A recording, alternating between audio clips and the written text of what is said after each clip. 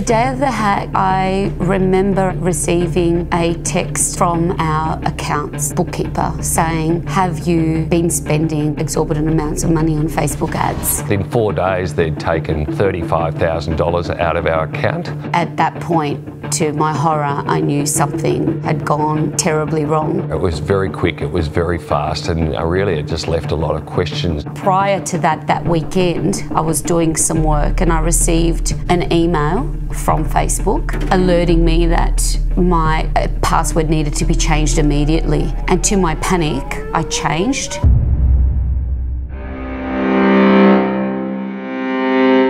Trust is really important when you're building a business. How secure is the integrity of all of the information that exists online throughout our business? Bank side of things, they were able to trace back and refund what was lost.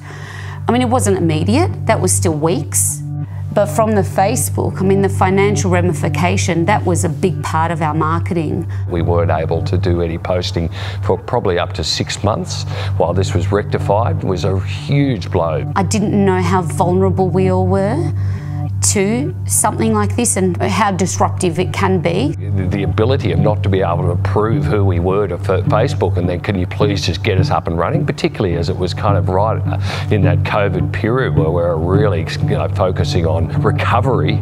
I mean, it was really distressing. It was all it all came at once. So for me personally, I felt a lot of guilt and responsibility. You know, we had suffered significant financial and human hardship. You know, it was just it was a really tough time, and that it happened during that time, it was awful.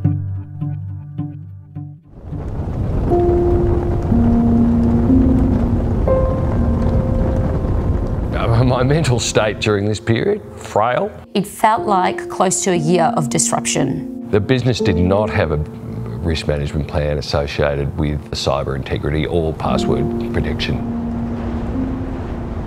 What we've learnt is that you really need to be smarter than the cyber criminals. So I would definitely take stock of who is an admin on your page, and also take stock and run an audit on your page and personal IDs and numbers that are associated with that. And you've got to make sure that the communication is very circular around the business about how you're doing this and making sure that everyone is acutely aware of the potentiality of being hacked, having cybercrime or something occurring. And eyes wide open, don't click a link in an email regardless of how legitimate and well branded that it's from a company. I think that's just a good practice to get into, to just don't do it. If you see something that you want to click onto, go directly to that browser, open it up and log in or change your password from there. We deal with this stuff, we get up, we brush ourselves off, we move on, and we hopefully learn from the experience.